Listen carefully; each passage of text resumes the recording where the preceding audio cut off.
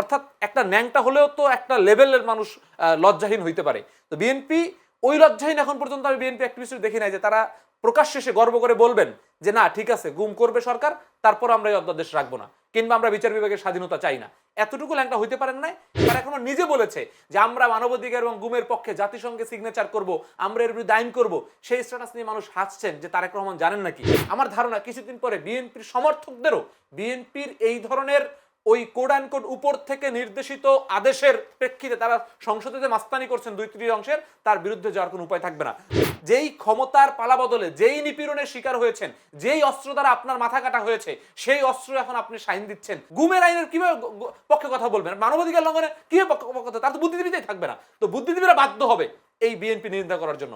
এই অধ্যাদেশগুলো বাতিল না করাটা, তারা আসলে চুপ থেকে এই বিতর্কগুলো আমরা করব, আপনি করবেন, এই আলাপ আলোচনার মধ্য দিয়ে সময় শেষ হয়ে যাবে, অধ্যাদেশগুলো তারা বাতিল করে দিবে। গণভোট, গুম প্রতিরোধ, দুদক সংস্কার সহ 20টি অধ্যাদেশ অনুমোদনের জন্য তোলা হচ্ছে না সংসদে। 9 এপ্রিলের মধ্যে অনুমোদন না হলে কার্যকারিতা হারাবে এইসব অধ্যাদেশ।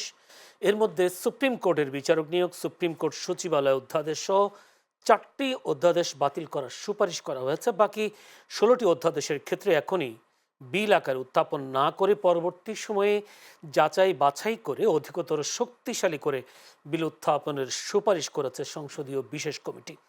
আবার অন্তর্বর্তী সরকারের আমলের 133টি অধ্যাদেশের মধ্যে 98টি অধ্যাদেশ পাশ করা এবং বাকি 15টি অধ্যাদেশ সংশোধিত আকারে সংসদে বিল উত্থাপনের জন্য সুপারিশ করা হচ্ছে। রাজনীতি বিশ্লেষকদের কেউ কেউ বলছেন, সুপারিশ অনুযায়ী যে 20টি অধ্যাদেশ কার্যকারিতা হারাতে যাচ্ছে তা অন্তর্বর্তী সরকারের নেওয়া গুরুত্বপূর্ণ সংস্কার উদ্যোগের হোঁচট খাবে, আর এইসব অধ্যাদেশকে ঘিরে উত্তপ্ত হতে পারে রাজনীতির মাঠ। এদিকে আবার আওয়ামী লীগের রাজনৈতিক কর্মকাণ্ড নিষিদ্ধ করার বিধান সংবলিত সন্ত্রাস বিরোধী সংশোধন অধ্যাদেশ 2025 সংশোধনী সহ পাশের সুপারিশ করেছে সংসদীয় বিশেষ কমিটি। এর মাধ্যমে আওয়ামী লীগের ভবিষ্যৎ রাজনীতিও কি অনিশ্চিতের পথে হাঁটছে কিনা? দর্শক, তাই আজকে যদিও আমরা আলোচনার বিষয় নির্ধারণ করেছি 20 অধ্যাদেশের ভবিষ্যৎ, আলোচনা হবে সমসাময়িক বিষয় নিয়েও, আলোচনা হবে আওয়ামী লীগ নিষিদ্ধের অধ্যাদেশের বিষয়টিও। দর্শক, আলোচনা করবার জন্য স্টুডিওতে উপস্থিত আছেন আমার ভাই আছেন মুস্তাফা কামাল, সাংবাদিক ও কলামিস্ট, এবং তিনি দায়িত্বে আছেন deputy head of news Bangla ভিশনে। যারা মুস্তাফা, আপনাকে অসংখ্য ধন্যবাদ সময় দেওয়ার জন্য। আমার ডানে আছেন ফয়সাল মাহমুদ শান্ত, যুগ্ম সদস্য সচিব, জাতীয় নাগরিক পার্টি এনসিপি। শান্ত, আপনাকে অসংখ্য ধন্যবাদ, কৃতজ্ঞতা। দর্শক, পুরো অনুষ্ঠান জুড়ে আপনাদের সাথে আছি আমি জয়নুল আবেদিন। বলছিলাম 20 অধ্যাদেশের ভবিষ্যৎ, যেহেতু এই অধ্যাদেশগুলো নিয়ে বেশ কথা বলছে বিরোধী দল, বেশ যদি বলি 11 দলীয় জোট। সেই 11 দলীয় জোট গতকালকেও তারা একটা বিক্ষোভ করেছেন জুলাই সনদ বাস্তবায়ন এবং সেই সাথে সংবিধান সংস্কার পরিষদ গঠনের এই বিষয়টি নিয়ে। একটু যেতে চাই, যেহেতু সেখানে 11 দলীয় জোটের মধ্যে জামায়াত, এনসিপি আছে, একটু এনসিপির একজন নেতা যখন আমাদের সাথে আছে, একটি ফয়সাল মাহমুদ শান্ত, আপনি আমাকে বলবেন কিনা আসলে বিএনপি যে সিদ্ধান্তটা নিয়েছে 20টি অধ্যাদেশ অনুমোদন না করার ব্যাপারে, বিশেষ করে সেখানে সবচেয়ে গুরুত্বপূর্ণ গণভোট, গুম প্রতিরোধ, দুদক সংস্কার সহ বেশ কয়েকটি মানে সবচেয়ে জরুরি যে অধ্যাদেশগুলো সেগুলি বাদ দিতে যাচ্ছে, কেন বাদ দিতে যাচ্ছে বিএনপি আসলে? আর জুলাই সনদ বাস্তবায়ন কি করতে চাই না, নাকি করলে সমস্যা, কোনটা? ধন্যবাদ জানাচ্ছি আপনাকে এবং দর্শক শ্রোতা যারা দেখছেন এবং আমার সাথে একজন বিজ্ঞ সহালোচক আছেন সবাইকে। দেখেন, আমি খুব ভূমিকা ছাড়া একেবারে সরাসরি যদি আলোচনায় যাই, আপনি তো এই অধ্যাদেশের বিতর্ক শুরু হওয়ার পর থেকে অনেকগুলো টকশো করেছেন, অনেকগুলো টকশো দেখেন, অনেকগুলো পত্রিকায় মিডিয়াতে বক্তব্য দেখেন, সংসদে আমরা মাননীয় সরকার দলের সংসদ সদস্যদের বক্তব্য দেখি। এখন পর্যন্ত আপনি শুনেছেন কিনা যে গুম, মানবাধিকার বিচারের যে অধ্যাদেশগুলো প্রস্তাবনায় আছে সেটা আসলে কোন কোন কারণে, রাষ্ট্রের কি প্রয়োজনে এই বিষয়গুলোকে আসলে তারা সংসদে উত্থাপন করছেন না? একটা সিঙ্গেল যুক্তি আমি বিএনপির কোনো অ্যাক্টিভিস্টের পক্ষ থেকেও শুনি নাই, আমি বিএনপি সংসদস্যরাও বলছেন না, তারা অনেক ঘুরিয়ে ফিরিয়ে কথা বলছেন। কিন্তু এই যে আপনি যে প্রশ্নটা করলেন যে কেন আসলে তারা চাইছেন না, এই কেনর উত্তরটা কিন্তু আমরা খুঁজছি। যেমন তারা জুলাই সনদ নিয়ে হয়তো অনেকে বলেন যে আমাদের এখানে নোট অফ ডিসেন্ট ছিল, আমরা সেগুলো রাখতে চাই, নানা ধরনের বিতর্ক করেন, গণভোট নিয়ে বলেন যে এখানে 4টা প্রশ্ন ছিল, সেগুলো নিয়ে আমাদের আলাদা আলাদা উত্তর আছে। কিন্তু গুমের যে অধ্যাদেশটা, এই গুমের অধ্যাদেশটা আসলে, কিংবা মানবাধিকার কমিশনের যে অধ্যাদেশটা, বিচার বিভাগের যে অধ্যাদেশটা, এই অধ্যাদেশগুলো স্পেসিফিক্যালি কেন তারা বাস্তবায়ন করতে চাচ্ছেন না, এই যুক্তিটুকু, অর্থাৎ একটা ন্যাংটা হলেও তো একটা লেভেলের মানুষ লজ্জাহীন হইতে পারে। তো বিএনপি ওই লজ্জাহীন এখন পর্যন্ত আমি বিএনপি অ্যাক্টিভিস্ট দেখি নাই যে তারা প্রকাশ্যে এসে গর্ব করে বলবেন যে না ঠিক আছে, গুম করবে সরকার, তারপর আমরা এই অধ্যাদেশ রাখবো না, কিংবা আমরা বিচার বিভাগের স্বাধীনতা চাই না। এতটুকু ল্যাংটা হইতে পারেন না। এটাই প্রমাণ করে যে আসলে এই অধ্যাদেশগুলো বাতিল না করাটা, তারা আসলে চুপ থেকে এই বিতর্কগুলো আমরা করব, আপনি করবেন, এই আলাপ আলোচনার মধ্য দিয়ে সময় শেষ হয়ে যাবে, অধ্যাদেশগুলো তারা বাতিল করে দিবে। আমি বলছি দেখেন, আজকে সংসদে একটা হৃদয় বিতরক ঘটনা ঘটেছেন। ব্যারিস্টার আরমান সাহেব, বাংলাদেশ তাকে চেনে, তিনি দীর্ঘদিন অন্ধকার কারাগারে এবং তিনি আয়নাঘরে ছিলেন, এবং তিনি বর্ণনা করছেন, আমি দেখছিলাম, আমার চোখে পানি চলে এসেছে। তিনি বলেছিলেন যে ওটা ছিল একটা জীবন্ত কবর, যেখানে তার পুরো গুম লাইফে তিনি সূর্যের আলো দেখেন নাই। সেখান থেকে বের হয়ে এসেছেন এবং তিনি বলতে বলতে কেঁদে দিয়েছেন, এবং তিনি সংসদ স্পিকারের মাধ্যমে সরকার দল এবং আইনমন্ত্রীদেরকে আহ্বান জানিয়েছেন যে প্লিজ, আমার এক্সপেরিয়েন্স থেকে বলছি, আপনারা এই গুমের অধ্যাদেশটা বাতিল করেন না। যদি কোনো প্রয়োজনে, যদি কোনো সংশোধন থাকে, আপনার আইন আকারে পাশ করে সংসদে আনেন, আমরা আলাপ আলোচনা করে প্রয়োজনে সংশোধন করি, পরিবর্তন করি।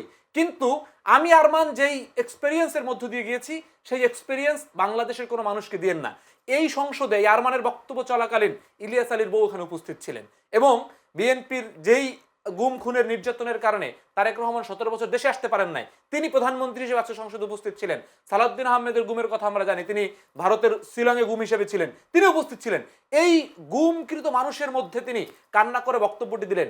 আইনমন্ত্রী দাঁড়ালেন, দাঁড়িয়ে তিনি প্রথমে একটু সামান্য সহমর্মিতা প্রকাশ করে তিনি পরের যে বাক্যটি বললেন সেটি খুব ভয়াবহ। তিনি বললেন, এই তারা যে বিষয়গুলো নিয়ে হইচই করছেন, এই বিষয়গুলো আসেন। তিনি দেখেন, একজন মানুষ যিনি তার লাইফ এক্সপিরিয়েন্স বলতে বলতে কেঁদে দিয়েছেন, এবং তিনি সেটার পক্ষে আকুতি জানাচ্ছেন, এবং তিনি সংশোধনের জন্য প্রস্তুত বিরোধী দলের পক্ষ থেকে। এরকম একটি বক্তব্যকে আপনি হইচই বলেন, এর থেকে লজ্জা, এর থেকে অপমান একজন গুম ফেরতের মানুষের হইতে পারে না। এইটা দিয়ে আমরা যেটা বুঝি সেটা হচ্ছে, আইনমন্ত্রী এটা তো আশ্বস্ত করেছেন যে সামনে গুম আমি যাতে আসি, না হয় সেই বিচারও তারা প্রতিষ্ঠা করবেন। আশ্বস্ত করার তো দরকার নাই, আপনি আইন করেন, আপনার আশ্বস্ততার থেকে প্রতিষ্ঠান শক্তিশালী হওয়া জরুরি। আইনমন্ত্রী আশ্বস্ত করছেন, তার আশ্বস্ততার জন্যই তো আমরা আইন চাই, তার আশ্বস্ততার আলোকে আইন হোক। এখন দেখেন সেকেন্ড যে অংশে আইনমন্ত্রী পরে আবার ব্যাখ্যা করেছেন গুম নিয়ে, যে গুম কমিশনের যেই অধ্যাদেশটা হয়েছে গুম প্রতিরোধে, সেই অধ্যাদেশটার কিছু দুর্বলতা আছে।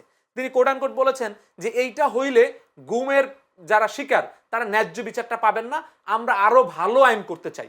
আমার কথা হচ্ছে, আপনি আরো ভালো আইন করতে চান, আপনি নিশ্চয়ই জানেন যে 15টা অধ্যাদেশ, সেটা কোট অ্যান্ড কোট ভালো ছিল না বিদায় বিএনপি সেটাকে সংশোধন করে সংসদে প্রস্তাব করেছে। তাহলে গুমেরটা যদি আপনার কোথাও মনে হয় যেখানে শাস্তি 10 বছর আছে, আপনার এটা 50 বছর করা দরকার, মৃত্যুদণ্ড করা দরকার, সেই সংশোধন এনে আপনি আইন মন্ত্রণালয় থেকে অধ্যাদেশে যুক্ত করতে পারতেন। তার মানে এটা স্রেফ, এটার যে একটা নির্দিষ্ট টাইম আছে, যে এই টাইমের মধ্যে যদি আপনি এটা উত্থাপন না করেন, এটা ল্যাপস হয়ে যায়, এই টাইম পার করে এটাকে বাতিল করে দেয়া। এবং এখানে কিন্তু আরো একটা ঘটনা আছে, যেমন বাতিল করে দিলে কার লাভ কার ক্ষতি? বাতিল করে দিলে সিম্পলি সরকার দলের লাভ, কারণ এখন তো সরকার দলকে কেউ গুম করবে না, এখন তো সরকার দলের মন্ত্রীরা গুম হবে না। কিন্তু বিএনপি এইখানে যেই বড় ভুলটা করছে, বিএনপি এরকম ভাবছিল 96-তে যে তত্ত্বাবধায়ক সরকার বাতিল করলে সম্ভবত বিএনপির লাভ। আসলে আখেরে এইটা কোনো গণতন্ত্র, আমরা তো বিশ্বাস করি বিএনপি এখন পর্যন্ত গণতান্ত্রিক দল, গণতান্ত্রিক দলের এই ধরনের নিপীড়কমূলক আইন এইটা কখনোই আখেরে লাভ হয় না। সেই তত্ত্বাবধায়কের বিতর্ক, এবং যখন 2006-এ যখন বিএনপি বিচারপতির বয়স বাড়িয়ে নিজের তত্ত্বাবধায়ক করার চেষ্টা করেছিল, তখনও মনে করছিল যে আমার বিচারপতি থাকবে। ভাই, ক্ষমতা তো চিরস্থায়ী না। এই গুম কমিশনের বিরুদ্ধে তারেক রহমান নিজে আজকে একটা স্ট্যাটাস ভাইরাল হয়েছে, তারেক রহমান নিজে বলেছে যে আমরা মানবাধিকার এবং গুমের পক্ষে জাতিসংঘে সিগনেচার করব, আমরা এর বিরুদ্ধে আইন করব। সেই স্ট্যাটাস নিয়ে মানুষ হাসছেন যে তারেক রহমান জানেন নাকি, এই কথা বলছেন। অর্থাৎ যেই ক্ষমতার পালাবদলে, যেই নিপীড়নের শিকার হয়েছেন, যেই অস্ত্র দ্বারা আপনার মাথা কাটা হয়েছে, সেই অস্ত্র এখন আপনি শাইন দিচ্ছেন, আপনি ধার দিচ্ছেন। এটা আসলে খুব লজ্জাজনক। আমরা এই আচরণ দেখে, এই ধরনের মনোভাব দেখে আমরা মনে করছি যে আসলে বিএনপি এই নিপীড়নমূলক আইনগুলো তার অস্ত্র হিসেবে আত্মীয়ার করতে চায়। আমি যে কথাটা বলতে চাই, আমি হয়তো আরো পরে আরো বলবে নি, আমি লম্বা করতে চাই না, সেটা হচ্ছে যে আমরা এত দ্রুত, রাষ্ট্র কিন্তু অনেক সংকটে আছে, দেখেন বৈশ্বিক তেল থেকে শুরু করে অর্থনীতি অনেক সংকটে আছে। আমি শেষ করছি, আমরা আসলে যেটা চেয়েছি সেটা হচ্ছে যে একটা স্বৈরাচারবিহীন, আওয়ামীবিহীন একটা নির্বাচন হয়েছে, এই রাষ্ট্র আমরা সবাই মিলে এগিয়ে নিব, আমরা বিরোধী দলের রাজনীতি করবো, বিএনপি রাজনীতি করবে। এই মুহূর্তে বিএনপির বিরুদ্ধে অল আউট বিরোধিতার মধ্যে এই এনসিপি বলেন কিংবা বিরোধী দল কেউ যাইতে চায় না, আমরাও যাইতে চাই না, কিন্তু বিএনপি এমন এমন হার্ডকোর জায়গায় নিয়ে যাচ্ছে, আমার ধারণা কিছুদিন পরে বিএনপির সমর্থকদেরও বিএনপির এই ধরনের ওই কোড অ্যান্ড কোড উপর থেকে নির্দেশিত আদেশের প্রেক্ষিতে তারা সংসদে যে মাস্তানি করছেন 2/3 অংশের, তার বিরুদ্ধে যাওয়ার কোনো উপায় থাকবে না।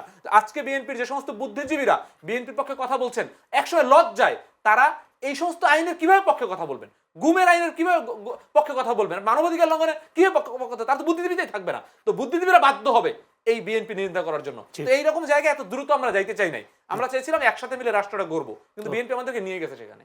Thank you.